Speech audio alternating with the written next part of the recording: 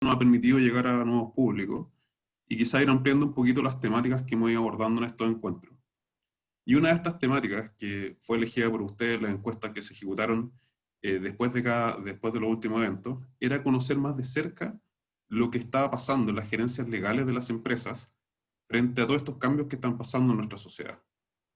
No podemos desconocer que muchas de las fiscalías o las gerencias legales son como verdaderos estudios de abogados dentro de una estructura empresarial, donde hay un montón de abogados y donde muchas veces se ordenan por especialidades. Así que agradecemos a estos tres expositores de lujo que tenemos hoy día, quienes desde su experiencia nos darán su visión y nos contarán cuáles son los principales desafíos en estos tiempos para las gerencias legales de empresas. Bueno, como Recabar asociados, pensamos que estas instancias son súper importantes para seguir generando redes y también para siempre entregar y conocer información que nos permitan a todos tomar mejores decisiones en estos tiempos. Así que muchas gracias a todos. Espero que sea muy entretenida y muy provechosa esta charla. Gracias a ti, Álvaro. Bueno, ahora sí vamos a dar inicio a las presentaciones, pero antes de eso les quiero contar un poquito cómo va a ser la estructura del programa. Hoy día vamos a tener estas tres presentaciones de Felipe, Tatiana y Gonzalo, y posteriormente a eso vamos a dar paso a un espacio de preguntas y respuestas. Ustedes tienen habilitado un chat a través del cual pueden ingresar sus preguntas. Lo importante es que ustedes puedan identificarse e identificar también a la persona que le quieran dirigir esa pregunta. Pueden ir haciendo las preguntas en la medida que va transcurriendo también el encuentro, y nosotros hacia el final vamos a hacer una recopilación de ellas y vamos a ir haciendo las interrogantes respectivas. Eso, dicho eso, bueno, ahora sí vamos a hablar con nuestro va a realizar su primera presentación, Felipe Lavín. Él nos va a dar su visión respecto de cuáles han sido las principales transformaciones de los departamentos legales en la última década o tal vez un poco más. Y también conversar también contigo, Felipe, acerca del perfil del gerente legal que hoy buscan las empresas, que tú lo tienes, que por tu rol lo tienes bastante claro. Adelante, Felipe. Muchas gracias. Agradezco a la Universidad Adolfo Ibáñez, al estudio Recabar y Asociados y al Diario Financiero por esta invitación. Lo que yo les voy a contar es fruto de lo que la consultora donde trabajo, Idealis, ha conversado todos los días con miles de abogados durante muchos años. Es más bien testimonial, es lo que tomamos directamente de muchos gerentes legales o de personas que trabajan con ellos, de socios de estudios jurídicos, de asociados, de personas que trabajan en universidad, pero siempre abogados. Y yo, al igual que usted, me interesa mucho oír de lo que nos quiere contar Tatiana y Gonzalo, que ellos están en el asiento del conductor de esto que se llama departamento legal o fiscalía. Así que voy a tratar de hacer mi exposición lo más breve posible. Si me paso, Paula, y tú me indicas y me callo nomás. Lo primero que quiero comentarles es la evolución que han tenido los departamentos legales si miramos qué es lo que había en Chile, sobre todo hace 20 años, y creo que esto es bastante aplicable a otros países de la región. Las fiscalías, y fundamentalmente se llaman fiscalías, equipos pequeños, a veces una persona, normalmente un hombre. Muchas veces no había nadie in-house que ocupara el rol desde adentro de la empresa, sino que había un consejero externo. Es más bien un modelo de gerencia legal on demand y, en el fondo, se apoyan en estudios jurídicos externos para todo y prácticamente ellos asumían responsabilidades legales de la empresa, cómo se resolvían los problemas. El abogado que estaba en un mejor lugar en este modelo hace 20 años era una especie de cuidador de la casa, un gatekeeper, que no le metan goles nomás a la empresa. Eso es todo lo que podemos pedir. Hoy día siguen existiendo esas fiscalías, se están reduciendo en cantidad, pero son aquellas que la empresa ha optado por tener un abogado para que ponga todo por escrito. Ese es el rol del abogado. Que esté todo por escrito y eso estamos contentos. Entonces, hoy día podemos distinguir tal vez tres tipos de fiscalías. Las que están en este modelo de hace 20 años, que al final es como una oficina de partes entre lo que hace el abogado interno y lo que hacen los externos. Otras que están evolucionando y que en el fondo le están quitando el día a día a los externos y están empezando a dar un consejo legal al interior de su empresa. pero no están realmente todavía al nivel gerencial o de vicepresidencia. Esa distinción de si es gerencia o vicepresidencia tiene que ver un poco con el tamaño de la empresa, la estructura, pero me refiero a que no están en un nivel ejecutivo todavía. Y hay otras que son estas fiscalías 2.0. Nosotros en Chile identificamos o sea, hay un primer grupo que hay unas 10 que son muy potentes y emblemáticas, y hay otras 70 que uno podría decir están haciendo muchas de estas cosas, si es que no todas. Bueno, en realidad ninguna está haciendo todo lo que sería una fiscalía 2.0, pero uno capta cuál es el modelo que la empresa ha querido. ¿Por qué? Porque permite que el abogado a cargo, podemos llamarle General Counsel, fiscal, gerente legal, Chief Legal Officer, CLO, es una sigla clásica que ustedes verán en la literatura, asesora e influye sobre el directorio. No solo habla, no solo tiene un asiento en el directorio y un derecho a voz, sino que sus consejos influyen en el directorio y por lo tanto la estrategia de la compañía. Está en el negocio. En el fondo puede incluso generar oportunidades de negocio. Y por supuesto que participa en las negociaciones relevantes de la compañía. Se nota mucho quién está en esta situación 2.0 porque su reporte es al gerente general y no al director de finanzas. Y también le pueden tocar las otras cosas y por eso este es un trabajo muy duro, tiene muchos sombreros este cargo. Da consejo legal, influye, estamos en la cúspide, pero también tiene que fiscalizar, también tiene que gestionar, tiene que ver la relación con los externos y sobre todo preocuparse que esos externos sean y que su fiscalía también no sea un centro de costos, como un estudio adherido que de repente les presta servicios, sino que una unidad de negocio. En el fondo, se nota también esta fiscalía 2.0 porque van camino a una internalización muy importante de sus asuntos. Normalmente tienen gerentes legales jóvenes, en torno o bajo los 50, tal vez porque son personas que han podido ver cómo ha ido cambiando el negocio. Yo creo que después vamos a hablar de algunos temores que pueden tener los gerentes legales, a veces un poco de cuánto dura su carrera, hablaremos de eso si tenemos tiempo. Y todo este trabajo que hacen implica que tienen que incorporar métricas, o sea, tienen que medir los resultados, tienen que ejecutar un presupuesto y le van colgando nuevos reportes. Y aquí es donde está el desafío para estos gerentes legales, porque para que la fiscalía sea robusta y sea una que atiende muy bien a su único cliente, que es la empresa, le empiezan a poner los temas de compliance, de ética, y menciono estos dos primeros porque son los que permiten empapar a la compañía con la ética que la compañía se ha fijado tener. Y en el fondo ahí es donde más influye en el comportamiento de la empresa. También los asuntos de gobiernos corporativos, regulatorios, riesgos reputacionales.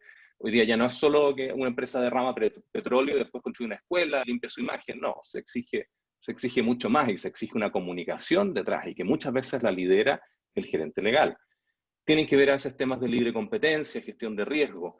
Y todo esto que suena muy atractivo es lo que ha hecho que muchos abogados hoy sueñan con ser gerentes legales. Antiguamente, cuando Idealis partió hace 12 años atrás, uno veía que los abogados jóvenes querían ser socios, esa era como la meta, y de repente despreciaban un poco a veces el trabajo en empresa. Y hoy día se han dado cuenta que no solo hay que prepararse bien para ir a una empresa, porque hay una cantidad de herramientas que tiene que adquirir y que muchas veces no las va a adquirir en otro lado, o sea, tiene que partir de abajo en una empresa para poder adquirirlas bien, sino que también se dan cuenta que creían que iba a ser una vida más relajada estar in-house.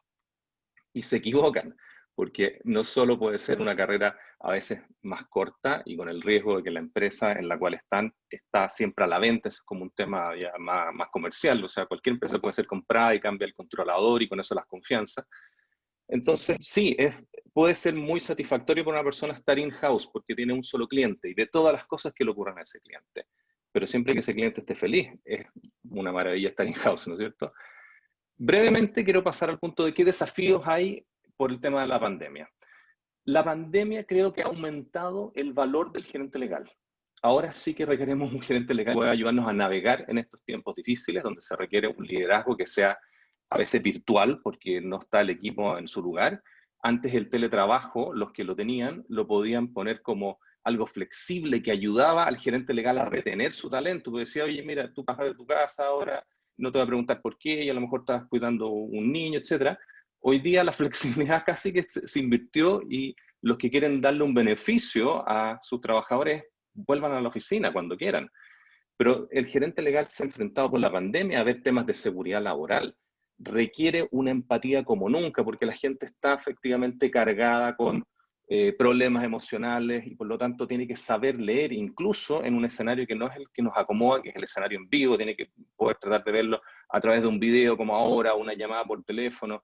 Está exigiéndole muchísimo al gerente legal este rol de liderar un equipo. Y en algunas partes leí por ahí que algunos tienen que ser casi que COVID Compliance Officer, o sea, un oficial de cumplimiento COVID, porque las empresas, algunas tienen ciertas medidas que tienen que poner por el tema del COVID y adivinan a quién le llega a tener que ver que eso se cumpla, al fiscal. ¿Cuál es el perfil de este gerente legal 2.0? Él tiene que saber del negocio, es un consejero de negocios.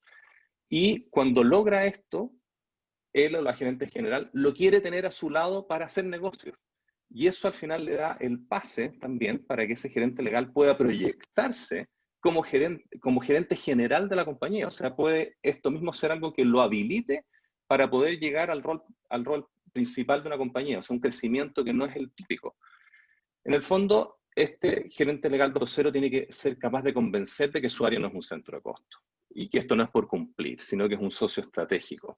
Ahí están sus habilidades comerciales. El mundo en que vivimos hoy día no solo es tener habilidades comerciales, sino que también tiene que entender cosas de comercio electrónico. Son verdaderos asesores estratégicos. Y para esto no puede estar solo, tiene que tener un equipo en el apoyarse. Y aquí quiero entrar en algo clave. Para un gerente legal 2.0, el uso del lenguaje es vital. Si para un pintor las acuarelas, los óleos, los pinceles son con las cosas que trabaja, el gerente legal y el abogado en general trabaja con el lenguaje. Ese lenguaje tiene que ser conciso. Y aquí voy a entrar a otra herramienta que es lo que permite que existan estas personas de altísimo rendimiento, que es buen inglés. Sabemos que muchas universidades piden un 85% en los test de inglés para entrar. Estoy hablando de universidades de Estados Unidos. Usted saca el 85% del puntaje requerido en el TOEFL y entra. Pero yo les invierto la imagen. ¿Qué pasaría si tuviéramos un gerente legal que viene de otro país, que su lengua materna no es el español, y decimos que tiene un 85% de español? ¿Qué creen ustedes que pasa? No entiende los chistes que hace la gente alrededor. Capaz que no detecte si le están pidiendo un soborno. Entonces uno dice, no, si yo con 85% de inglés entré a la Universidad de Nueva York, a Columbia, porque eso es equivalente a 103, 105 del TOEFL. Sí, pero el ideal es tener lo más cercano al 100%, porque estas son organizaciones que a veces funcionan. Al entrevistar a estas personas nos dicen, no, si el 90% de mi trabajo en inglés y a veces casi el 100%. Bueno, entonces qué importante que cultive el inglés, porque aprender a ser un generalista, aprender a trabajar con otras jurisdicciones, aprender el tema de legal tech y aplicar soluciones tecnológicas, todas esas cosas se pueden aprender con cierta capacitación, pero el inglés tal vez es lo que requiere una perseverancia a lo largo de los años. Es algo que tampoco uno lo puede soltar, ¿no? Uno no llegó a un punto, ahora mi inglés está increíble, lo voy a soltar. Ese puede ser la piedra de tope para muchas personas que buscan una promoción en su carrera. ¿Alcanzo a ver qué es lo que le quita el sueño a los gerentes legales? ¿Cómo estoy de tiempo? Ese sería mi último punto. Estamos a un par de minutos ya, Felipe. Perfecto. Voy a hacer una muy corto. A un gerente legal que hay un socio de un estudio juros, lo estaba tratando de convencer de que le delegara temas a su oficina, quería ser su externo. Entonces le pregunta a este gerente legal, ¿qué cosas te quitan el sueño? Se le dice, la verdad que solo me quitan el sueño las cosas que tienen que ver con mis niños, porque tengo un equipo tan fantástico que en ellos descanso. Esto es vital, o sea, si un gerente legal hoy tiene un equipo en el cual descansa, va a tener bastante menos ansiedad que yo hoy día noto muchísimo, y la noto en un tema preciso, y con esto termino. Sienten que su carrera es más corta y que necesitan desarrollar su marca personal para poder abrirse a otro tipo de cargos. Yo diría que hay que pensar que el techo natural de una persona de alto rendimiento, un fiscal 2.0, no es el cargo de gerente legal. Y en eso creo que meterse más en temas comerciales que le ayuden a entender un negocio es lo que puede proyectar mejor su carrera. Con eso termino por ahora. Perfecto, Felipe, muchas gracias. Bueno, pero no solamente vamos a conversar de todas las transformaciones de las gerencias legales y fiscalías en el mundo privado, sino también en el mundo público.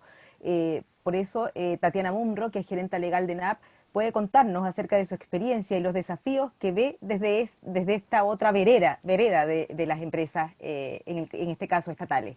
Tatiana. Hola Paula, bueno, buenos días a todos. También quiero dar las gracias a Recabarren y Asociados, a la Universidad Adolfo Ibáñez y al Diario Financiero por esta invitación. Me parece súper interesante el tema que estamos abordando, porque efectivamente creo que, como bien dice Felipe, la gerencia legal y el rol del gerente legal in-house ha ido evolucionando en el tiempo y cada día está tomando más relevancia. Efectivamente creo que de alguna manera las compañías están entendiendo que hay que invertir en esto, en una gerencia legal. Efectivamente, muchas veces tienden a vernos como, de alguna manera, las compañías como un costo, y les cuesta entender el valor que aportamos al negocio, a la compañía, desde la mirada también de los riesgos, de cómo está el mundo hoy día, el tema reputacional, que es un tema que te pega muy fuerte, y desde esa vereda yo creo que efectivamente los gerentes legales hemos hecho, todos los abogados que en general trabajan partiendo de chiquitito y creciendo, hemos ido generando de alguna manera el espacio y haciéndonos valer en cuanto al valor que agregamos a la compañía. Yo creo que la gerencia legal y en general los abogados in-house le agregan un valor muy importante a la compañía, en términos de que primero conocen muy bien el negocio desde adentro, que no es lo mismo que cuando contratas un asesor externo. Evidentemente, conocer bien el negocio, entender las lógicas que hay detrás, te hace o te da una mirada muy distinta a la mirada que tiene el asesor externo. El asesor externo, uno se apoya para temas especialistas, expertos, al menos la mirada que yo he tratado, o como yo enfoco la gerencia legal, y eso que yo venía de una gerencia legal, me cambié de un rubro totalmente distinto, me fue una gerencia legal que venía de una empresa de servicios profesionales, a una empresa, digamos, que hoy día está en el sector energético, que tiene operaciones.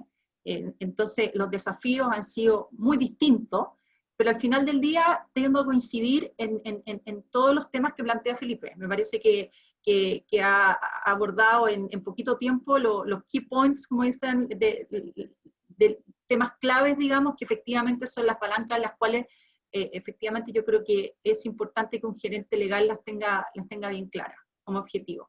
Yo tengo una pequeña presentación, Paula, que la voy a compartir, que es bien cortita, que más bien sirve de guía, como la están viendo, ¿cierto? ¿La pueden ver? Se ve perfecto, Tatiana. Ya, perfecto. Ya, mira, un poco comentarles la idea, algo pasa, espérate, no me...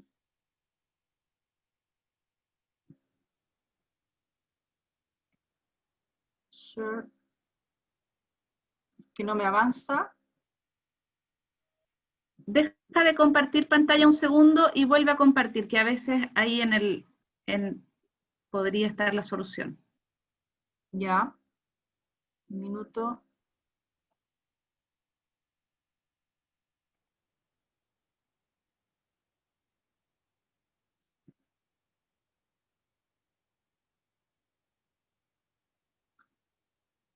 ¿Ahí la ven? Se ve perfecto. Ya, disculpen, ¿ah? La tecnología, estamos todos subiéndonos. Bueno, un poco lo que yo traté en estas dos láminas, porque entiendo que la idea es, si bien estamos hablando de la transformación del rol y un poco cuáles son los nuevos desafíos de este gerente legal, me pareció interesante un poco transmitirles cuáles son de alguna manera las particularidades de estar, digamos, a cargo de una gerencia legal de una empresa pública versus lo que puede ser una empresa, digamos, privada. porque si bien tenemos temáticas legales generales, obviamente en común, evidentemente que hay ciertas particularidades específicas de lo que es estar a cargo, digamos, de una gerencia legal de empresa pública. Y en este sentido, por ejemplo, primero desde ya en el caso de ENAP, ENAP es una empresa estatal, y obviamente desde esa perspectiva ya tú te encuentras con que es una empresa, bueno, que además tiene toda una trayectoria histórica, fue creada, digamos, por ley el año 50, cuando empiezan, digamos, dándole la institucionalidad a la Reserva Estatal de Hidrocarburos en cuanto a sustancias no concesibles y estratégicas, y en su origen tuvo un giro exclusivo de explotación y exploración de hidrocarburos, reserva estatal y refinación y comercialización de los mismos, pero esta actividad de alguna manera también podía ser desarrollada por particulares. Entonces, desde esa perspectiva, como empresa pública también, comentar que de alguna manera existe también una mixtura normativa en la cual tú tienes que desenvolverte, que es público-privada, lo que te impone distintos desafíos, porque tienes que estar, si bien, digamos, tienes regulaciones del mundo privado, también nosotros, digamos, como empresa pública, por ejemplo, tenemos una nueva ley de gobiernos corporativos que entró en vigencia en el 2017, donde al final del día el accionista, o sea, el accionista radicado en el presidente de la República, el presidente de la República, digamos, de alguna manera ejerce su rol, lo puede delegar a través del ministro de Hacienda y el ministro de Energía.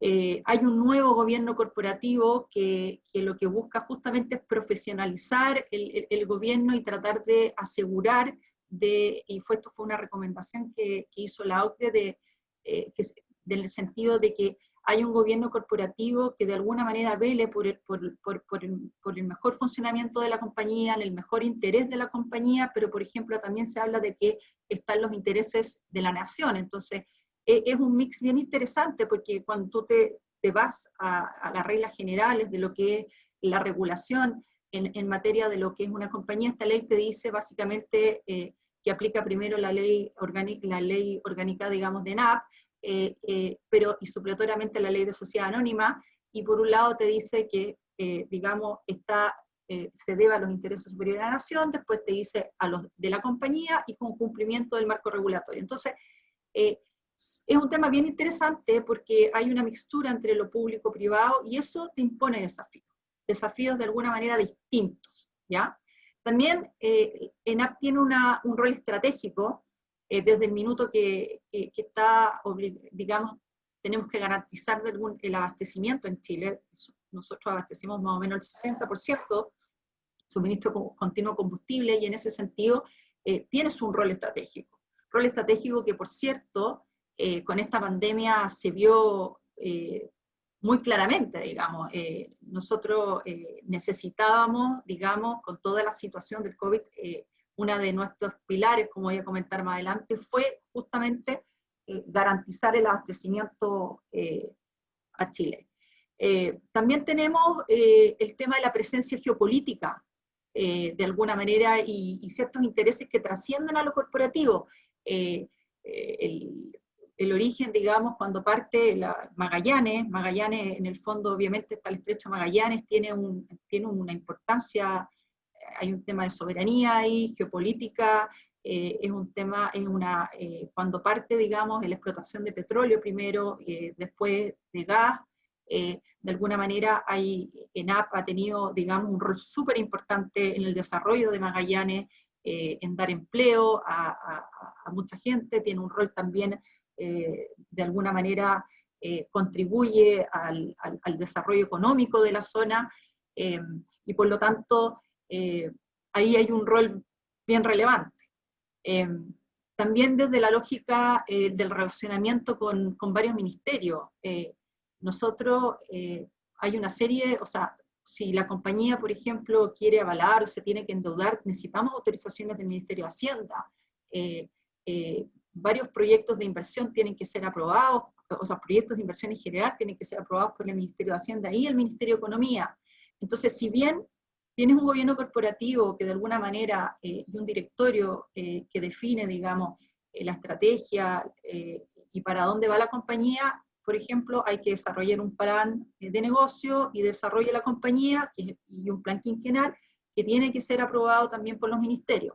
Entonces, de alguna manera, tú tienes una situación bien particular y un poco distinta en términos de cómo funciona el tema en una empresa privada. También tienes permanentes controles externos y requerimientos de información, y está muy expuesta al escrutinio público desde la perspectiva de que acá tenemos distintos reguladores, por ejemplo, bueno, desde ya tenemos la CMF, pero también tenemos en el fondo la Contraloría General de la República, digamos que nos fiscaliza, tenemos de alguna manera, también tenemos distintos, la Superintendencia de Medio Ambiente, la SEC, Senergeomin, etcétera. Por lo tanto, estás permanentemente, digamos, expuesta, y también obviamente las fiscalizaciones de las cámaras de diputados, digamos, que permanentemente como compañía estamos recibiendo requerimientos, consultas de diputados, de comisiones, de la Cámara de Diputados, del Senado. Entonces, estás permanentemente atento a una serie de requerimientos, y evidentemente que eso requiere una capacidad digamos, de gestionar, de asegurar, digamos, que de alguna manera estás dando la misma información a todos los interlocutores. Requiere de un análisis jurídico y trabajo bastante adicional y mucho derecho administrativo en general. Y ahí evidentemente que los desafíos son muy distintos a una empresa privada, y desde ya yo tenía una experiencia de venir como fiscal de una empresa, digamos, privada, y es muy distinto. También tienes, bueno, en el caso de NAP tú tienes una alta afiliación sindical, aproximadamente el 94% son sindicalizados. Tenemos un grupo de 11 sindicatos adentro que tienen una gran trayectoria en ENAP.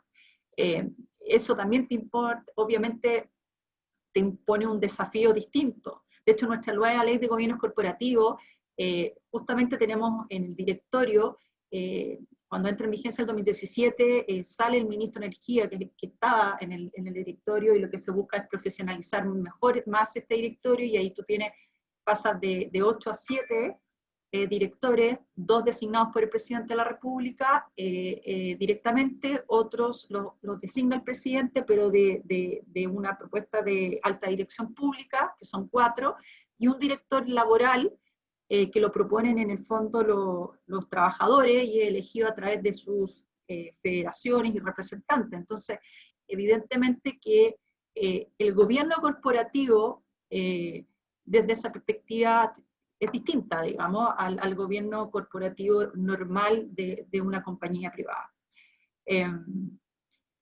En cuanto a las prioridades estratégicas y retos que nos impuso la pandemia, yo te diría que la pandemia fue, o sea, esta industria principalmente es una de las que se ha visto más afectadas en el fondo con la pandemia, en términos, digamos, macroeconómicos, si uno quiere. Es decir, nosotros, cuando a mí me invitó nuestro actual gerente general a formar parte de su equipo, digamos, el desafío, fue un lindo desafío el que digamos, me planteó, fue, mira, quiero formar un equipo de profesionales de alto nivel que venimos muchos del sector privado y queremos tratar de hacer eficientar y hacer sostenible una compañía pública como es ENAP.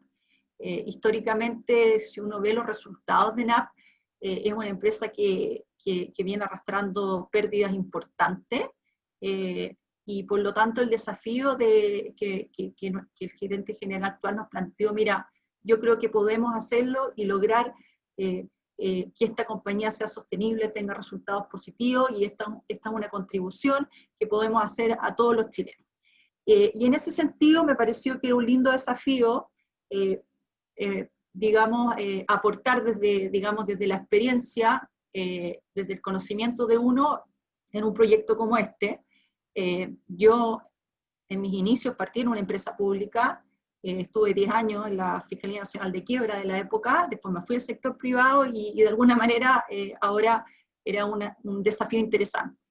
Y en esa lógica, yo les diría que el año 2019 fue un año que estaba muy, muy contento, porque efectivamente nosotros logramos dar vuelta a los resultados. Tuvimos un resultado positivo de 5, después de impuestos, digamos, 5 millones de dólares, cuando veníamos con una pérdida aproximadamente de 280 millones de dólares en el 2018. Y viene la pandemia, y viene la pandemia, el COVID, y digamos que el mercado se distorsionó, porque ustedes saben que está el Brent, los cracks, que son los márgenes de refinación, y bueno, bajó la demanda a raíz de que todo el mundo obviamente se encerró en sus casas, bajó mucho la demanda de combustible, todos los temas estos de la OPEP, que no se pusieron de acuerdo, que había exceso, generó un efecto en que llegó un minuto en que un barril de crudo era más caro que un barril de producto refinado. Y como sabrán ustedes, nosotros tenemos en el fondo 2 refinerías, ENAP tiene 2 refinerías, una en Aconcagua, otra en San Vicente y una chiquitita en Gregorio, Magallanes, y por lo tanto el desafío fue, bueno, o sea, imagínate, o sea, eso significa que es mucho más conveniente prácticamente importar refinado y qué hago con la refinería. Entonces, eso generó el margen, nos cambió completamente, fue digamos, el negocio, y empezaron a generarse pérdidas sin tú no hacer nada, de alguna manera, por decirlo en fácil. Y eso, lo que hicimos, nuestro gerente general, inmediatamente hicimos, en el fondo armamos un comité de crisis, donde yo reporto directamente al gerente general. Tenemos comités directivos para que ustedes entiendan, todos los días lunes, y yo todos los días lunes estamos todos los transversales y las líneas de negocio, y vamos monitoreando el negocio y todas las líneas de negocio y los números semanalmente. Entonces, el involucramiento del gerente legal es en este caso, desde el primer día, tú estás encima, sabes lo que está pasando, entiendes las decisiones que se quieren tomar o los cambios de los cursos de acción. Y eso es súper relevante. Tatiana, y en ese sentido, Tatiana, te voy a pedir, tenemos un par de minutos más para tu presentación, para que vayas redondeando el final. Gracias. Ya. Creo que estoy, dame ahí. Es que estamos en los desafíos y ya me adelanté. Así que, y por lo tanto, yo te diría que ahí lo que hicimos fue definir, reajustar un poco nuestra estrategia rápidamente del plan de acción, y definir los 3 pilares. Y nuestros 3 pilares fue cuidar a nuestra gente, la salud de nuestras personas, y tomar todas las medidas, y ahí la gerencia legal tuvo efectivamente, como dijo Felipe, inmediatamente ver toda la normativa COVID, ver cómo implementábamos las operaciones turnos para evitar, si se nos contagiaban de alguna manera, cómo nos hacíamos el backup, porque teníamos que garantizar el abastecimiento. Segundo, asegurar el abastecimiento, y para eso incluso decidimos importar o sobreestoquearnos un poquito, porque no sabíamos cómo iba a ser la situación y teníamos que garantizar el abastecimiento. Y tercero, disminuir al máximo las pérdidas que se nos estaban produciendo sin hacer nada, como digo, solamente por un efecto mercado, y tomamos una política súper estricta de restricción de costos y gastos. Y en términos, bueno, de desafío para el equipo legal fue tremendo. Imagínense, una empresa pública, no estábamos preparados o sea, no sabíamos si estábamos preparados para el teletrabajo, porque las empresas públicas iban un poquito más atrás que otras privadas en ese sentido, y en marzo tuvimos que partir todos a teletrabajo, las funciones que podían, por cierto, y la gerencia legal fue una de esas, me parece que funciona perfecto.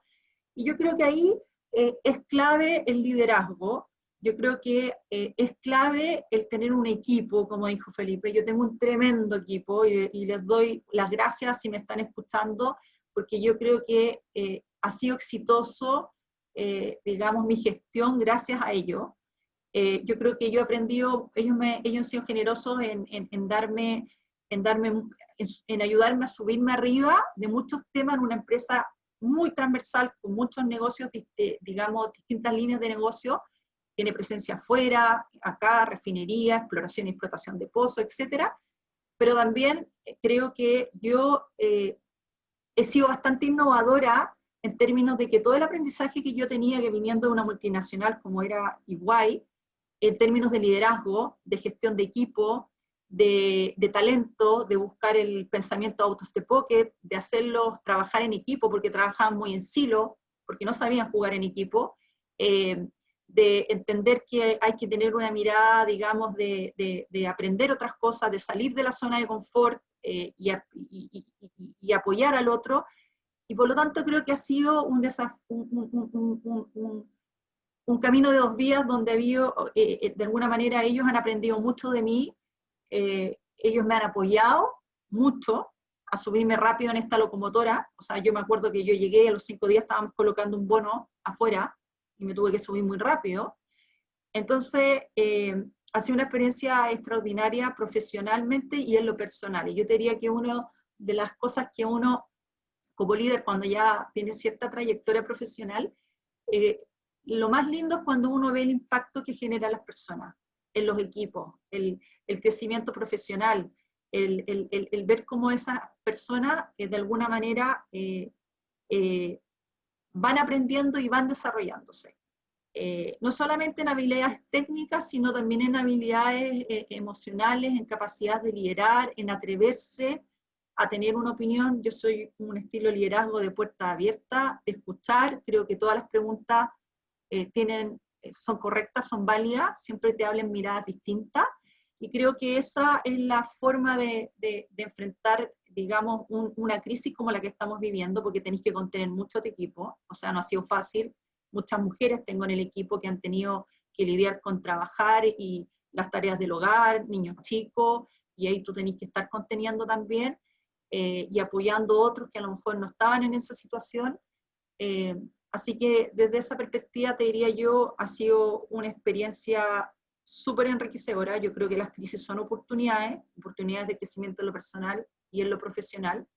Y por cierto que esta crisis yo creo que nos tiene que de alguna manera llevar a replantear algunas cosas, a cómo las veníamos haciendo, hacerlas distintas, hacerlas con propósito, y la sostenibilidad va a ser clave en el futuro para las compañías, digamos. Yo creo que en ese sentido vamos a tener que cambiar el switch. Desde ya la tecnología, aquí esto da para mucho. Yo creo que la tecnología hay que usarla, tenemos que transformar de alguna manera. Yo creo que el negocio legal interno puede apalancarse en algunos procesos rutinarios en la tecnología, y no por eso dejar fuera a los abogados. Los abogados tenemos que estar, digamos, aplicando el criterio, utilizando o sea, toda la parte que yo creo que espero que por un buen tiempo una máquina no nos sustituya.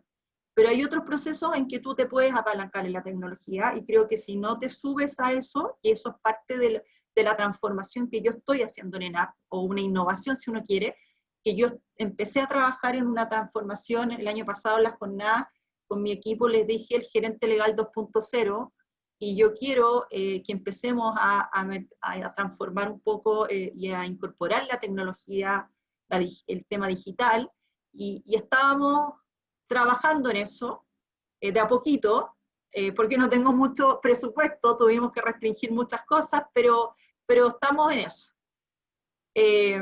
Básicamente eso, Paula. Muchas gracias, Tatiana. Realmente muy, muy interesante tu charla, y también muy generosa de compartir con nosotros todas tus impresiones de cómo has vivido este proceso en lo personal, además, y con tu equipo, digo. Bueno, y ahora también vamos a conversar con Gonzalo Smith. Él es realmente también otro referente en el mundo de las gerencias legales corporativas en Chile. Yo creo que una marca personal también, muchos lo conocen, yo creo que aquí todo es imposible no conocer a Gonzalo, y bueno, venimos a escuclarlo, y es quien cierra las presentaciones de esta jornada. Gonzalo, eso sí, un minutito antes, por favor, las preguntas sigan enviándolas al chat para poder, al finalizar la presentación de Gonzalo, empezar enseguida con la ronda de preguntas. Muchas gracias. Gonzalo, adelante, perdona. Bueno, muchísimas gracias, Paula, con esa presentación, que te la agradezco. Lo único que puedo hacer es defraudar, así que vamos a hacer lo mejor posible. Empiezo mi timer. Entiendo que tengo 10 minutos y voy a hacer todo lo posible por circunscribirme a ese tiempo. Muchísimas gracias a la universidad, a Adolfo Ibáñez, a Diario Financiero y a Recabarren y Asociados, por esta oportunidad. La verdad que cuando me lo plantearon me pareció súper interesante tener esta posibilidad de tener este espacio de diálogo, de conversación, especialmente después de que ha habido tantos cambios en el último tiempo y nos ha cambiado la realidad a todos, al menos para darle una pensada a ver si esto había producido algo relevante respecto de la tendencia de cambios que ya sabemos que viene desde hace mucho tiempo en materia de las gerencias legales. Les cuento un poquitito de experiencia. Yo pasé de estudios de abogados después de 10 años trabajando en estudios de abogados en distintas partes. Trabajé en Chile, en Nueva York, en Madrid, en estudios de abogados, siempre estudios grandes, a una gerencia legal con 34 años. En el cargo de gerente legal. Eso revela lo mucho que han cambiado las gerencias legales. Yo creo que hoy en día a nadie con 34 años le darían la gerencia legal de una compañía que a la sazón vendía $3.000 millones, que era DIS, hoy día Walmart Chile, y tenía 30.000 empleados. Y eso revela un poquitito que probablemente lo que en su momento la compañía estaba buscando era precisamente tener un abogado interno, y una de las primeras disputas o peleas que a mí se me generaron al interior de la compañía, bueno, por una cuestión de vocación personal de los controladores de la compañía, el término fiscal o fiscalía estaba absolutamente prohibido, no podía haber siquiera una insinuación de algo que oliera a Estado o público, y como ese nombre no estaba disponible, los otros gerentes empezaron a llamarme abogado, ¿no? El abogado, oiga abogado, y una de las primeras disputas o conversaciones que a mí me tocó tener fue convencer que yo era un gerente legal, que a la sazón nadie le llamaba gerencia legal a la oficina interna legal de una compañía. Y fue, creo, algo que partió por ser relativamente anecdótico, pero que ponía de manifiesto que lo que estaba tratando de hacer era describir una función y no una profesión. Siempre en esas conversaciones le decía a los otros gerentes, le decía, oye, yo no te digo ingeniero civil, no te digo ingeniero comercial, porque me dices abogado. Entonces te decían, no, pero si es muy honrosa la profesión, ¿cómo te vas a molestar? No, si no es que no me molesta, es que no describe lo que hago, ¿no?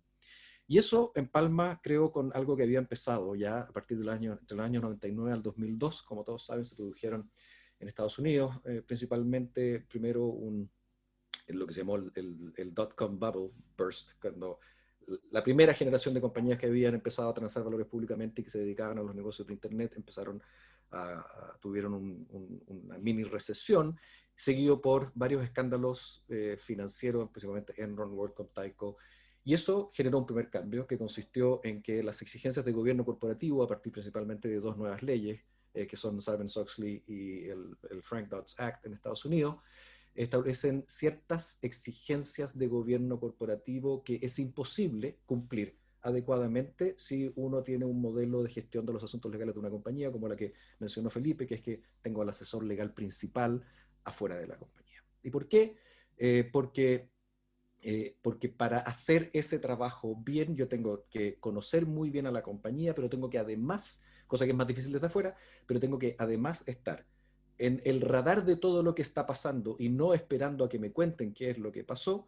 Y en tercer lugar, tengo que tener poder al interior de la compañía, es decir, tengo que tener capacidad para causar o influir el direccionamiento de la compañía. Si todo lo que tengo es oreja para contarle o decirle como consultor externo lo que la compañía debe hacer, mi consejo va a ser opcional. Y eso ha llevado al modelamiento de estas nuevas gerencias legales que son bastante grandes o tienden a ser bastante grandes, pero más que un problema de tamaño es un asunto de la funcionalidad, que lleva aparejado por estos mismos atributos de tener que estar trabajando por el modelamiento de las conductas al interior de la organización, que este es un trabajo que no se puede hacer bien, no se puede hacer bien si uno no está dispuesto a renunciar o a perder el trabajo todos los días que entro por la oficina en la mañana.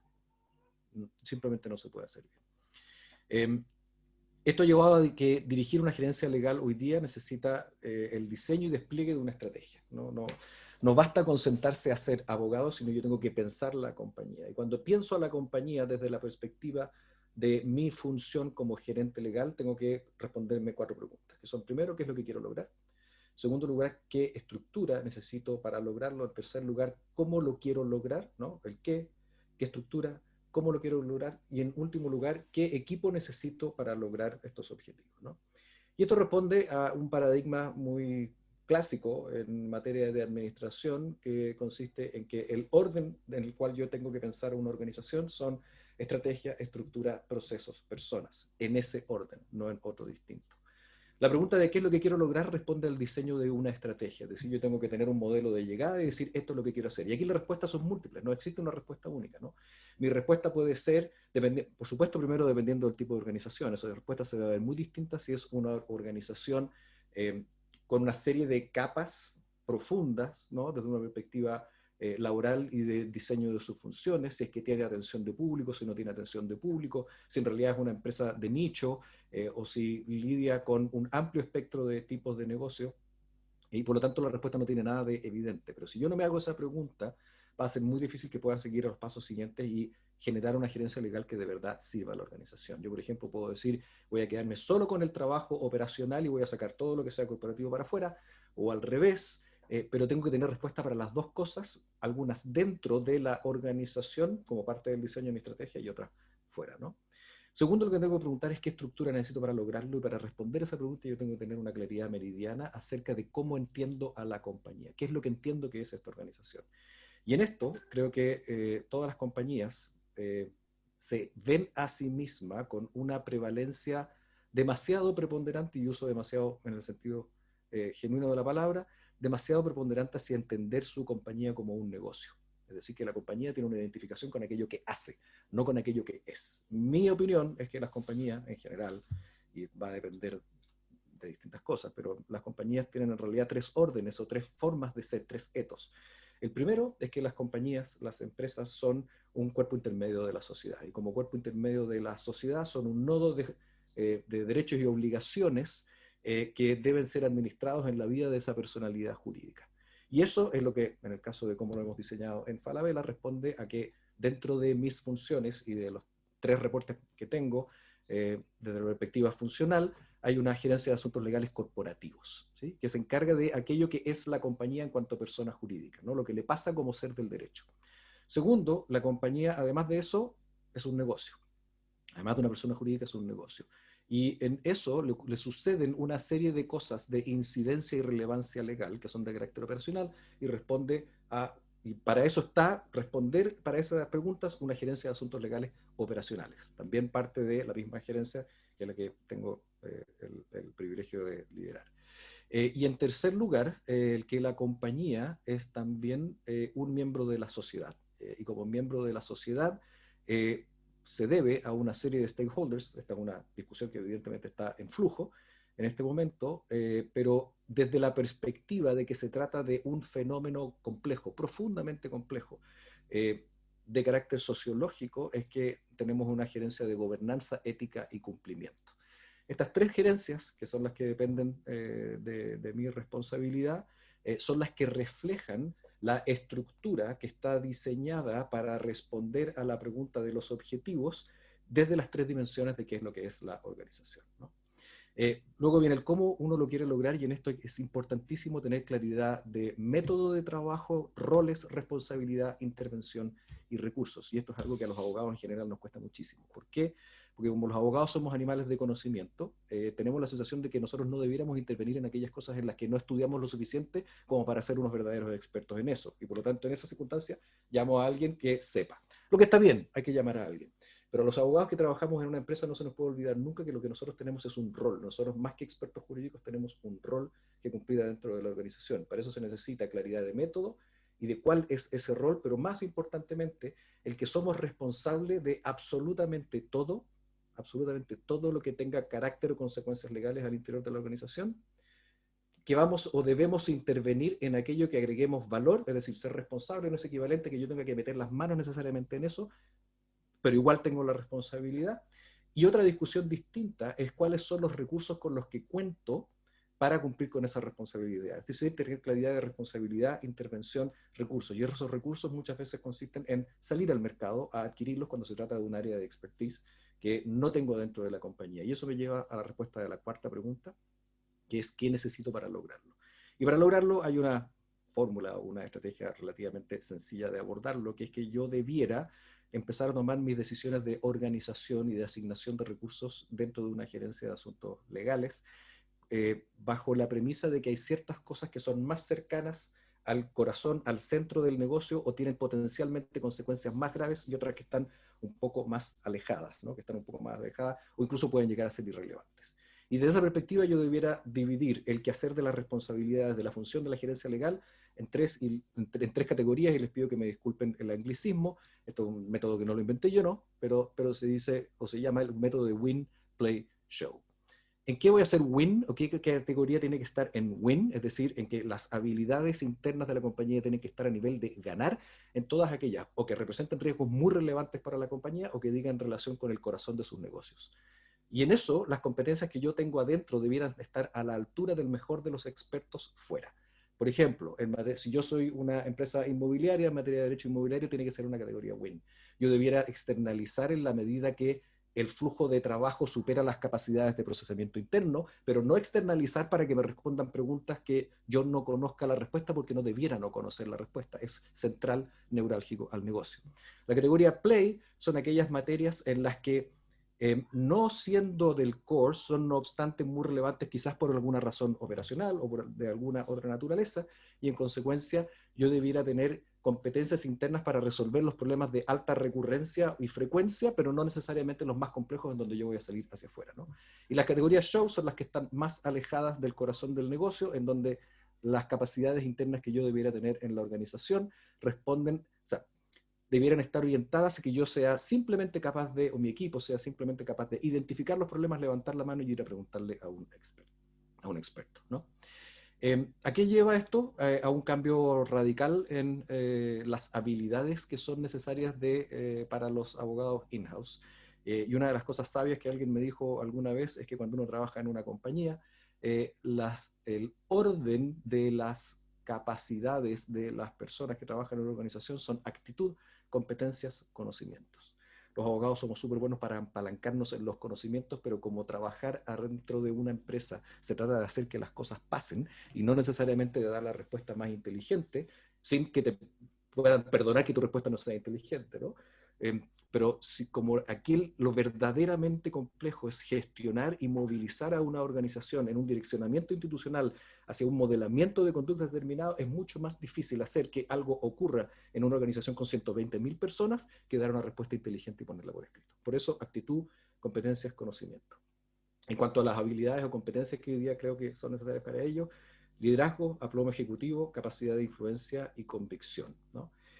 Además, saber escuchar e integrar opiniones explícitas o implícitas, ojo, al interior de las empresas, y sobre todo en diálogos interdisciplinarios, muchas veces las opiniones vienen implícitas. ¿Por qué?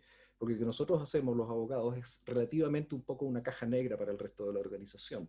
Y siempre uno se puede encontrar con una deferencia hacia que uno tiene la opinión técnica o experta en una materia que evidentemente diga relación con el derecho, y las personas se van a quedar con una opinión implícita. Esa también hay que saber escucharla, sobre todo si uno quiere ser efectivo y lograr hacer que las cosas pasen. Creatividad, originalidad, lo dijo Tatiana, es importantísimo porque hay que estar constantemente repensando la compañía y sus negocios. Capacidad para manejar, esto es muy importante, la complejidad evitando los extremos. ¿Y cuáles son los extremos? Perderse en la minucia o hacer simplificaciones facilistas. Un muy alto nivel de conciencia de las propias fortalezas, pero todavía más importante acerca de las debilidades de las personas. Y esto es muy importante porque trabajar adentro de una compañía es una batalla constante con el ego, a diferencia de cuando uno trabaja en un estudio de abogados en donde uno puede recibir admiración por sus opiniones legales, de los compañeros, puede ser un referente de opinión. Adentro de la organización, las opiniones legales no necesariamente van a ser valoradas, muy por el contrario, a veces van a ser tildadas de problemática, de que uno es el doctor no, y eso uno tiene que saber encontrar desde qué manera y de qué forma lo planteo para que no produzca ese impacto. Y finalmente, gestión del riesgo, súper importante al interior de la compañía, creo yo, humildemente. El rol del gerente legal, descontado los problemas de incumplimiento, evidentemente, no es ser ni averso ni propenso al riesgo, simplemente consciente. Y lo que uno tiene que hacer es ayudar a la organización, más que a ser aversa o propensa al riesgo, a ser simplemente consciente, y el que tiene que desmenuzar la totalidad de las cosas que le pueden pasar a la compañía, saber traducirlas, ponerlas en clave de negocio y entregarlas para viabilizar buenas decisiones por la organización, es el gerente legal. Eso, muchísimas gracias. Muchas gracias, Gonzalo, por tu visión estratégica de cómo configurar esta gerencia, de cómo se configuren y cómo tú has sido partícipe de la configuración de una gerencia legal 2.0, que es de lo que estamos, digamos, parte de lo que estamos comentando hoy día en este panel. Vamos a abrir la sesión de preguntas ahora. Han llegado algunas, pero mientras las organizo, hay un punto que podrían Tatiana y Gonzalo responder, que un poco lo dejó abierto Felipe en su presentación inicial, que tiene que ver con cuál es el techo de un gerente legal. ¿Ah? ¿Cómo ustedes creen que el techo es la gerencia legal? Siendo que hoy en día el gerente legal, Gonzalo explicó bien un poco cuáles son las cualidades, las competencias y liderazgo que tienen, digamos, los gerentes legales hoy en día. ¿Ustedes creen que el techo va mucho, o sea, que no es el techo precisamente el ser gerente legal, el que va mucho más allá de llegar a otro tipo de cargos, como lo que planteaba Felipe inicialmente? ¿Cómo lo ven ustedes? Tatiana.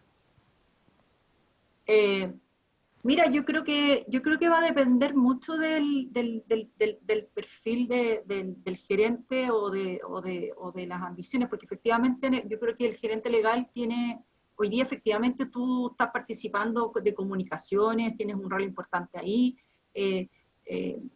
también puedes perfectamente, yo creo, llegar a ser un gerente general. Yo creo que tienes una transversalidad y conocimiento del negocio, tienes la mirada, si estás en el primer nivel, digamos, yo creo que efectivamente tú podrías aspirar, y de hecho yo conozco varias experiencias de gerentes legales que han sido CEO de compañía, y por lo tanto yo creo que al final el techo se lo pone uno, no te lo ponen. Esa es mi experiencia. Yo creo que los desafíos, la persona es la que tiene que construir su propio camino, y yo creo que en ese sentido, obviamente, si bien somos abogados y la tendencia general es que uno dice, no, yo me quedo en el gerente legal y este es el tope, yo creo que los desafíos se los pone uno, y al final del día, perfectamente, todos sabemos que la carrera de abogado es una carrera tremendamente amplia que te da muchas herramientas, que te permite desempeñarte con una transversalidad bastante más allá que otras carreras, incluso desde la perspectiva de estar sentado en una compañía. Por lo tanto, yo no creo que sea el techo, pero obviamente pasa mucho por lo que tú quieres para ti en tu desafío profesional. Hay gente que no le gusta tomar riesgos más allá del ámbito, digamos, de la profesión en que se preparó, estudió, y otros que tienen esa capacidad de adaptación y se sienten cómodos tomando un rol distinto que ejercer la profesión del gerente legal propiamente tal en una compañía. Entonces yo ahí creo que depende un poco de cada uno. Esa es mi mirada. Perfecto. Gracias, Tatiana. Gonzalo. A ver, súper rápido. Muchas gracias por la pregunta.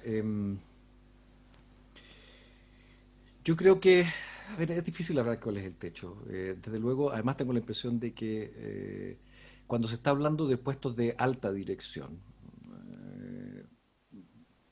cuando se están hablando de puestos de alta dirección, pesa probablemente mucho más los atributos personales, actitud, habilidades y competencias que necesariamente la profesión. Por lo tanto, no veo necesariamente una barrera estructural por la cual uno no pudiera aspirar a otro cargo, incluyendo el de CEO. Sí, decir un par de cosas. Número uno, esta idea de que los gerentes legales o que los abogados dentro de las compañías pueden pasar a ocupar el puesto máximo en la organización es una idea bastante importada del mundo anglosajón, y hay que tener presente una diferencia que es como un llamado a la realidad. En el mundo anglosajón, incluso los abogados, cuando se forman, tienen 4 años de estudios universitarios no relacionados con el derecho. Cuando uno ve que el General Counsel pasó a ser CEO, lo primero que tiene que preguntarse es en qué hizo su major en el college, y probablemente estudió finanzas. O si era una empresa farmacéutica, a lo mejor estudió farmacología. Y esas cosas influyen muchísimo. Es decir, los abogados chilenos tenemos una preparación mucho más unívoca con la finalidad de ejercer el derecho que el abogado norteamericano, que es donde vemos esto que ocurre con frecuencia, en donde uno se cuenta que tiene 4 años de estudio de otra cosa y luego solo 3 de derecho para ser abogado. Por lo tanto, eso hay que aterrizar un poquito las perspectivas, porque esa realidad norteamericana o ajena es distinta a la nuestra. Segundo, yo creo que más importante que la pregunta de hasta dónde puedo llegar es de qué manera puedo expandir el rol. Yo creo que esa sí es una pregunta que uno debe hacerse.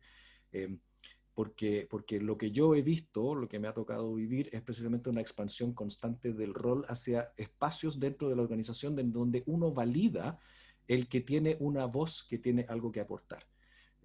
Y eso a mí me costó un poco cuando Felipe comentaba de que había, chuta, a lo mejor soy un inconsciente, preocupación de la duración de la carrera. ¿No? Yo encuentro que dura para, no sé, me van a tener que sacar a palos. A lo mejor no, mi empleador me pone una patada mañana, pero yo no tengo ninguna preocupación. La sensación que tengo es que el rol se expande y se expande y se expande y se expande. Y viendo la proliferación y dificultad normativa que estamos viviendo, solo creo que va a seguir expandiéndose hacia el futuro. No sé, yo no tengo ninguna ansiedad de que este sea una carrera de corta duración ni nada que se le parezca, pero me preocuparía más de eso, la expansión del rol, que de la promoción a otros cargos. Perfecto, Gonzalo, gracias. Nos han llegado varias preguntas, así que voy de inmediato a leerlas. Gonzalo, dicen, en el trabajo a distancia, ¿cómo comparten doctrina corporativa para solución de problemas? La que en forma presencial es más fácil de gestionar. Es demasiado pronto para dar una respuesta inteligente a eso. En el caso, estoy entendiendo a doctrina corporativa se refieren a los modos de hacer las cosas y quien entienda y conozca a la compañía. No hemos hasta ahora seguimos trabajando de manera remota con virtualmente el mismo equipo que éramos cuando estábamos todos en un mismo lugar y en consecuencia nos conocemos todos y a la compañía lo suficientemente bien como para que eso no sea una falencia. Si esto durara 5 años, no sé cómo lo vamos a hacer. Hay medios de comunicación, la compañía se ha activado desde una perspectiva de las comunicaciones internas y de la conversación interna, más importante que la comunicación, de manera impresionante en el último tiempo. Supongo que eso va a ser un reemplazo razonable a mitigar el problema de la presencialidad. También para ambos, tanto para Tatiana como Gonzalo, ¿cómo han abordado desde la gerencia legal las brechas de seguridad del home office? A raíz de los secuestros, y comenta que a raíz de los secuestros de información tan actuales y otros, ¿existe también algún desarrollo jurídico interno de las consecuencias para los empleados que por descuido puedan abrir puertas a tal situación? Tatiana, ¿lo tomas tú? Tatiana. Sí, bueno, mira, ese es un gran tema. Evidentemente que yo creo que la tecnología, toda la tecnología nos abre otros riesgos y de hecho nosotros efectivamente estamos bastante preocupados de todo el tema de la ciberseguridad y tenemos una persona ya encargada de alto nivel que está preocupado de eso. Nos hemos preocupado digamos, implementar medidas adicionales de seguridad, digamos, desde que estamos en teletrabajo, estamos trabajando en eso, y al interior de la compañía yo creo que también aquí hay que de alguna manera, obviamente, regular, pero también empezar de alguna manera, a enseñarle a la gente y capacitarla, porque yo creo que lo primero, uno puede escribir muchas cosas bonitas, pero al final del día todas estas cosas son nuevas y los empleados y la gente que trabaja tiene que estar consciente y tienes que capacitarle y hacer inducciones, de manera que después ellos efectivamente se desenvuelvan dentro de un marco regulatorio. Entonces es un desafío y estamos trabajando en eso y por cierto que es un gran tema y mientras más transitemos hacia un mundo tecnológico online, se nos van a estar abriendo más riesgos y las compañías están con un gran desafío en eso y este es un tema que está instalado y en los directorios también. Es una preocupación de las compañías al más alto nivel y desde esa perspectiva yo creo que hay que abordarlo hacia abajo en cascada, digamos. Esa sería mi respuesta. Oye, Paula, ¿puedo tomar una pregunta que estaba ahí en el chat, en el panel? Perdona, pero es algo que no tenía el tiempo para abordarlo, pero es importantísimo, si me disculpas. La pregunta es, ¿qué rol tienen las tecnologías de la información en la gerencia legal 2.0 o 3.0? Yo no sé lo que es la 1, ni la 2, ni la 3.0, pero bueno. Pero perfecto, porque íbamos justamente a esa pregunta. Así que, Súper, buenísimo. Súper. Que era parte de lo que Está debería haber ordenado. dicho. Súper. Fundamental. A ver, desde que yo asumí el primer cargo como gerente legal el año 2004, uno de los problemas que tenía que era una compañía profundamente extendida geográficamente. Y eso imponía, ¿por qué? Porque tenía locales literalmente desde Arica hasta Punta Arenas. Y eso imponía una necesidad de llegada, de acceso a... y eso lo vinculo con otra de las preguntas que hacen ahí, ¿no? ¿En qué se debe meter el abogado? La respuesta es en todo, absolutamente todo. Y yo tenía el problema de dispersión geográfica y tenía un problema de inconsciencia de la organización de qué es lo que hace, y no digo inconsciencia de manera peyorativa, inconsciencia de la organización de qué es lo que debe hacer el abogado, en qué se debe meter, y para lograr ese alcance regional con profundidad de ámbito de campo a todo lo que tenía que hacer, las tecnologías fueron fundamentales. Y en eso, lo primero que instalamos fue un DMS, es decir, uno tiene que tener un Document Management Software. ¿Por qué? Porque el producto, el Attorney Work Product, es decir, el fruto de aquello que uno hace para la organización es propiedad de la compañía, y uno tiene que lograr independizar el acervo de todo lo que hace a través de un sistema que quede siempre a servicio de la organización, con características de resguardo informático suficiente como para que no sea mi disco duro, porque ese trabajo no es mío, me lo contrataron, ¿no? Entonces, un DMS es fundamental. Segundo, hoy en día hay ciertos sistemas de administración de contratos, funcionan unos mejor que otros, pero lo que nosotros nos hemos venido dando cuenta con el tiempo es que si bien ese aspecto es importante y existen soluciones, nosotros ahora estamos trabajando en un sistema de Document Management Assembly, que consiste en solucionar, siguiendo la ley de Pareto, ¿no? 80-20, es decir, yo tengo un 80% de contratos o de acciones legales que me generan solo un 20% de los problemas y un 20% que me genera el 80% de los riesgos. Y yo tengo que atender, conforme a la ley de Pareto, a ese 80% que en realidad representa el 20% de los riesgos de una manera costo eficiente. Y para eso, tener sistemas de Document Management Assembly es importantísimo. Lo último en que estamos trabajando, estamos trabajando en un sistema de Data Loss Prevention, que consiste en un sistema que es un lector automatizado de palabras complejas desde la perspectiva del cumplimiento, que le lanza alerta a la persona con la finalidad de decir, oiga, cuidado, este email podría tener este problema. Y lo último que estamos trabajando es en un sistema de inteligencia artificial predictor del resultado de los juicios, en donde estamos metiendo todas las variables imaginables de información públicamente disponible acerca de un juicio y sus circunstancias. Todo, absolutamente todo aquello de que dispongamos públicamente, que es bastante información, y probando modelos de inteligencia artificial para para dar una predicción razonable de un juicio, con la finalidad simplemente de saber si ese es un juicio que vale la pena litigar, si es que vale la pena arreglarlo, o qué es lo que tengo que hacer con él. Y esto siguiendo un modelo que se aplica desde hace años ya en Estados Unidos, que en vista del fracaso de los jueces en determinar medidas cautelares respecto de las personas que están en situación de procesamiento, desde hace años se están usando motores de inteligencia artificial para eliminar los sesgos en el otorgamiento de las medidas cautelares, y entregándoselo a una máquina, y la máquina termina teniendo muchos mejores resultados que la persona. Bueno, yo creo que los juicios son de un nivel de complejidad tal que es muy parecido a la situación, y estamos trabajando en ese motor con un par de genios en materia computacional que nos están ayudando en eso. Oye, Paula, yo solo quisiera Sí. agregar que encuentro fantástico y estoy súper de acuerdo con todo lo que dice Gonzalo. El problema es que a mí me falta presupuesto, Gonzalo. Eso te iba a preguntar, porque Esa es la para gran Gonzalo Se hace es con fácil menos plata de lo que decirlo, creen. pero No, ¿qué se hace con pasa mucha para otro menos tipo de plata. empresa? Se hace con mucha menos plata de lo que creen, de verdad. Ya, pues te voy a pedir el dato entonces. Te paso el dato. Se hace Te voy con a pedir mucha el menos dato plata. para poder justificarlo bien, ¿ah? Oye, una pregunta para Felipe, que nos hace María González. Dice, Felipe, ¿qué posgrado recomiendas para llegar a una gerencia legal? ¿Comercial 100% u otro? ¿Y qué otras herramientas puntuales además del inglés? Buena la pregunta, sobre todo por lo que explica Gonzalo, que efectivamente hay que aterrizar a la realidad chilena. Que la formación del abogado anglosajón incluye una cantidad de cosas, vienen con otras cosas en la mochila, y no tienen que aprender inglés además.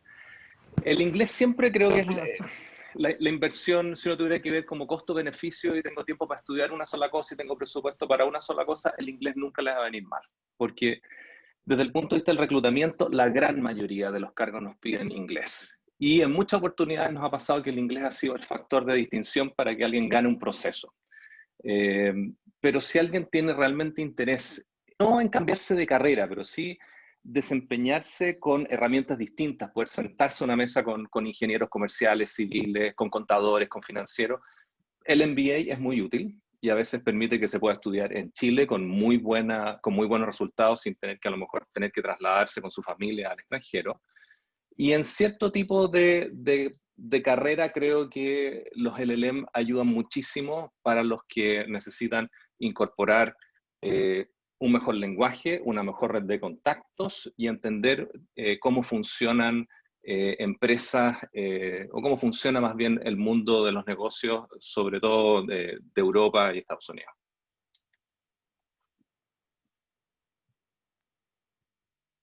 No te Estás en oigo, mute, Paula. Paula. Perdón, no apreté bien. Ya, ahora sí. Hay varias preguntas que se han agregado en los últimos minutos. Voy a tratar de juntarlas y resumir algunas en virtud del tiempo. Para Gonzalo, ¿se han visto obligados a incluir en sus acuerdos de M&A o joint ventures cláusulas especiales para enfrentar posibles cambios durante el proceso a propósito de la pandemia? Bien específica la pregunta. Súper específica. A ver, no... Estamos en desde luego eso va a ser una preocupación a futuro. En este momento no estamos en procesos de M&A o joint venture que hubieran arrojado esa necesidad. Uno normalmente pone cláusulas MAC, ¿no? Lo que se llama Material Adverse Changes, que es para cambios completamente imprevistos.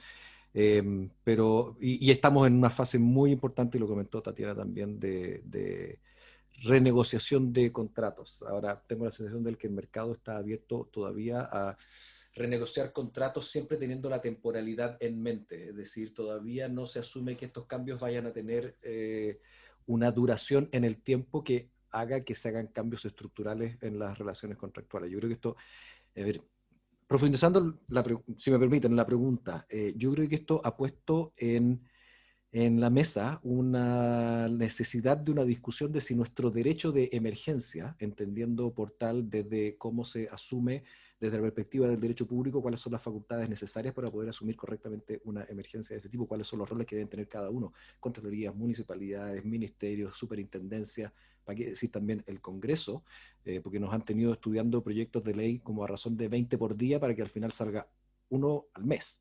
Entonces, de verdad ha sido un desafío enorme. Pero ha puesto de manifiesto la necesidad de una discusión acerca del derecho de emergencia, como decía, en lo público y también muy fuertemente en lo privado. Si es que no sería necesario que ya fuera tiempo que acogiéramos adecuadamente la teoría de la imprevisión, si es que la forma en que tenemos definido el caso fortuito y la fuerza mayor alcanzan realmente para cubrir los impactos. Y tengo la sensación de que lo que ha ocurrido en el mercado es que ha habido una vuelta muy potente a la racionalidad, porque no he visto oportunismo a partir de la fuerza mayor y del caso fortuito. Más bien ha sido como una especie de armisticio en que todo el mundo se fue a su esquina y dijo, oye, conversemos con calma, porque si aquí uno tira la cadena con fuerza, el problema puede ser mayúsculo, puede ser de carácter estructural. Y por lo tanto esas negociaciones se están dando siempre acotadas a los efectos y duración de la pandemia sin asumir que estos van a ser estructurales en el largo plazo. Eso es lo que he visto. Tatiana, si nos puedes ayudar con, Abel Ramírez pregunta, ¿qué aconsejarían para empezar a organizar un equipo legal in-house desde cero? Y también, ¿cuándo deben acudir a estudios jurídicos como asesores externos y en qué detalles se fijan para contratar un estudio? Eso es importante, no lo abordamos, un poco esta nueva relación que hoy existe entre las gerencias legales y los estudios de abogados, hoy en día que los departamentos legales de las empresas son mucho más potentes en eso. Tatiana, tu micrófono. A ver, cuando tú eres, o sea, para empezar a desarrollar una gerencia in-house y estás en una empresa que tiene un tamaño no muy grande, yo creo que es muy relevante tratar de alguna manera de vender el tema hacia adentro, o sea, tienes que empezar a ganar espacio, tienes que convertirte de alguna manera, en mi experiencia pasada yo tenía una fiscalía chiquitita y empecé a crecer. ¿Por qué? Porque te ven como un aliado estratégico, te ven como alguien que le estás cuidando la espalda y al final llegaban ellos solos a preguntarme y a pedir, anticipándose y me empecé a dar cuenta que ellos me necesitaban y por lo tanto para cumplir un rol yo necesitaba más equipo. Entonces de alguna manera es súper importante el liderazgo, es súper importante la credibilidad, tú tienes que ser confiable, tienes que ser una persona evidentemente que te escuchen en lo informal y en lo informal y de esa manera tú empiezas a hacerte un espacio en la organización. Es muy importante el relacionamiento, el poder de influencia, informal o formal, y de alguna manera empiezas a generar digamos, un ambiente en que tienes ciertos aliados adentro y dices, ¿sabes qué? Nosotros necesitamos, yo quiero, porque después Recursos Humanos te pregunta todo, no son temas laborales, y el negocio, las distintas líneas, y tú de a poco empiezas a generarte un espacio. Entonces yo creo que ahí hay un tema efectivamente que tú tienes que cuando eres tú solo, yo partí sola en mi experiencia anterior y fui de a poquito creciendo y armando una firma. Ahora, perdona, y la segunda pregunta era... Es sobre la relación que tienen hoy en día con los Ya, estudios legales externos, en el fondo, ya, y en qué detalles se fijan ahora para contratar y en qué momento es contratar un hoy asesor día, externo. claro, es que ahí la mirada es distinta, porque cuando tú eres chiquitito, yo me apoyaba en externos, ponte tú en esa experiencia, y porque no tenía, y a medida que vas creciendo, empiezas a ser más selectivo en los temas puntuales, porque tienes en el fondo también un recurso interno que conoce muy bien el tema. Entonces yo generalmente, los temas que son core de la compañía, que son sensibles, que son internos, generalmente los veíamos internamente, y temas ya de especialista, lo que es a juicio, lo que es temas penales, arbitraje, ese tipo de cosas las externaliza. Ahora, por ejemplo, en ENAP, yo cuando llegué, hice una rebaja, o sea, $1,500,000 rebajé las asesorías el primer año, o sea, al tiro. Porque tenía una gerencia grande, empecé a internalizar mucho más porque creo que teníamos recursos internos. Y a mí me gusta mucho, fíjate, el sistema, y ahora que tuve que ajustar de nuevo el presupuesto 2 veces a la baja, el hacer el análisis interno. O sea, a mí me gusta analizar los temas, aunque yo no sea la experta, y hago doble check. Por ejemplo, y trato de hacer un análisis de todo el tema COVID, lo vimos internamente con mi equipo, pero temas puntuales en que queríamos chequear algún criterio o validar criterios, hago y tengo acuerdos marcos, nosotros licitamos, tenemos acuerdos marcos con horas con estudios, bien competitivos, y hacemos doble check.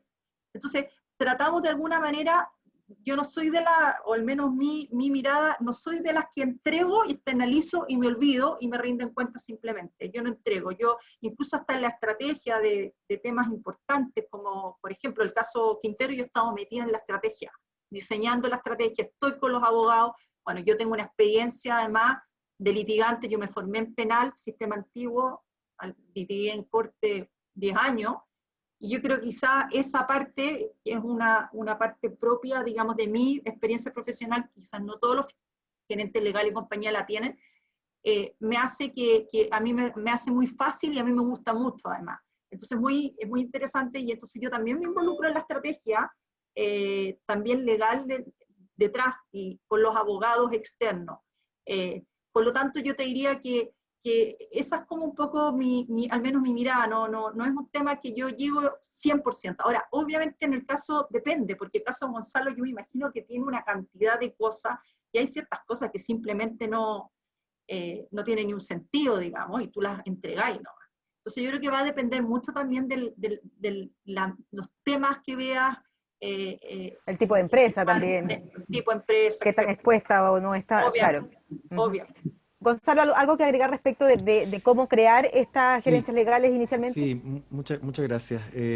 Sí, a ver, yo tuve la experiencia antes de estar en Falabella, yo estuve en Walmart en Estados Unidos, estaba a cargo de toda América Latina. Y teníamos operaciones de muy distintos tamaños, desde Walmart de México, que vendía $40.000 millones al año, hasta Centroamérica, que dividida en 5 países vendía $4.800 millones al año en total, en esos 5 países. Argentina también era una compañía, era una operación de tamaño pequeño. Bueno, en total éramos más o menos 270 abogados en toda Latinoamérica. Y una de las cosas que aprendí respecto de la conformación de una gerencia legal y del tamaño necesario es que, de nuevo, esto no es un problema de cuánta pega sacar o de cuánto trabajo hacer. De lo que uno está a cargo es de una función que tiene asociadas responsabilidades y un rol. Y desde la perspectiva de la función, hay un cierto tamaño mínimo de una gerencia de asuntos legales que yo necesito para poder abarcar la función independientemente del tamaño de la empresa. No independientemente, con una menor tensión de relación al tamaño de la empresa. ¿Por qué? Porque hay ciertas cosas para poder cumplir la función, de nuevo, no por un problema de cantidad de trabajo, que yo necesito, así sea para vender $5 millones, 100 o 25.000 o $200.000 millones.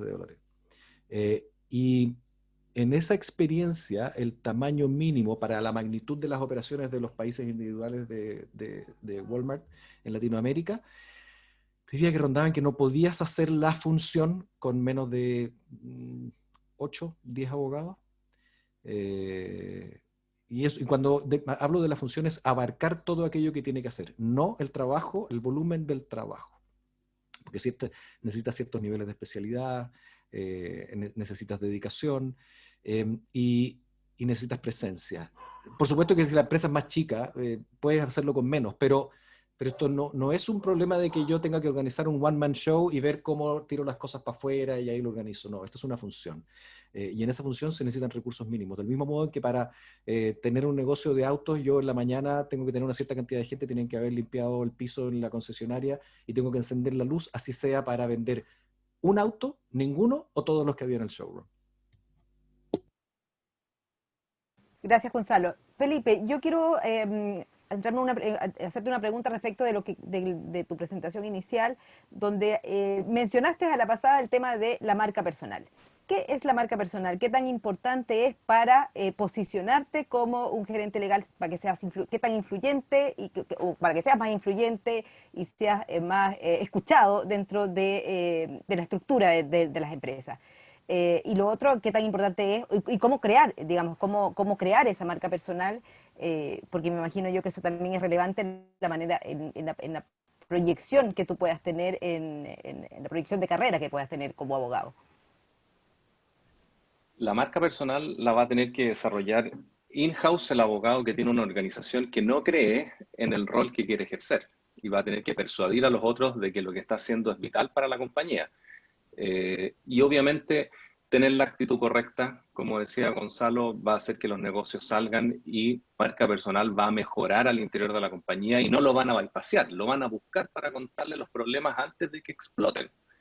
Pero también hay una marca personal que es la que está afuera de la compañía, que es la que la persona necesita para posicionarse en su siguiente empleo. Y ese es un problema muy complejo para el abogado, porque el abogado está al lado de las personas que van haciendo los negocios, está al frente. Entonces, obviamente, está el infinito problema de los rankings, porque uno dice, a ver, necesito estar en un ranking para que me conozcan, y a veces los rankings, hasta hace muy poco, no estaban enfocados en las personas que estaban en empresas, solo los que estaban en estudios jurídicos. Entonces era sinónimo, el irse in-house o irse a una empresa era como sinónimo de desaparecer del mundo, porque además las páginas de los estudios jurídicos mantienen unos perfiles con unas fotos tomadas por profesionales que escriben una cantidad de credenciales maravillosas. Y si uno se mete en el perfil más elegante de una empresa, va a decir, mire, el directorio es este, estos son los dueños, y hay una persona que le llaman fiscal, que además es un nombre que no viste para nada, que distorsiona la función que tiene. Entonces, es como realmente enviarlo al sótano, al gerente legal, cuando entra a una empresa donde nadie lo va a ver. Pero eso es un simplismo. Perdona, porque, Felipe. sí. Perdona, yo solo para dar fe y testimonio, el año 2004, cuando yo me fui de un gran estudio de abogado que le tengo un cariño enorme y en donde aprendí como nunca en mi vida y decidí irme a una empresa, de verdad que fue como se pegó en la cabeza. O sea, ¿qué le pasó? Te hicieron un funeral seguramente, como una especie de funeral de imagen. Pero creo que hay una ventaja, porque cuando se trabaja en una organización donde hay un directorio y el abogado se puede sentar en ese directorio e influir, ahí opera el boca a boca, porque hay gente que está sentada en esa mesa que dice, oye, ¿te fijaste que el abogado aportó muchísimo y es una persona que tiene una visión de negocio? Eso va quedando en la memoria de esas personas, del gente de recursos humanos que está en esa reunión, de los directores. Creo que el hacer bien el trabajo, sobre todo lo que muestran en el directorio, va a ser lo que más va a construir la marca personal de un abogado, más que salir en el diario buscando decir cosas que a lo mejor no son de su especialidad. Gracias, Felipe. Miren, yo voy a ver una última pregunta, porque la hicieron al comienzo y la verdad se me quedó pendiente, que era para Tatiana. Maximiliano León pregunta, ¿qué cambios regulatorios actualmente en discusión son los más relevantes para ENAP? Leyes medioambientales, reforma energética, eventual reforma tributaria, etcétera. Bueno, yo te diría que se está elaborando un anteproyecto de la norma de calidad de compuestos orgánicos volátiles, que son los COPS, que tendría una aplicación, digamos, nacional. De hecho, hemos estado participando nosotros en la digamos, entrega de información técnica para este anteproyecto, y yo creo que claramente ese es un tema bien relevante, digamos, para la compañía, relacionado con temas ambientales, obviamente. Gracias, Tatiana. La verdad es que yo creo que vamos a cerrar porque nuestros panelistas, algunos tienen otros compromisos. Nos pasamos ya media hora también la sesión de preguntas y respuestas.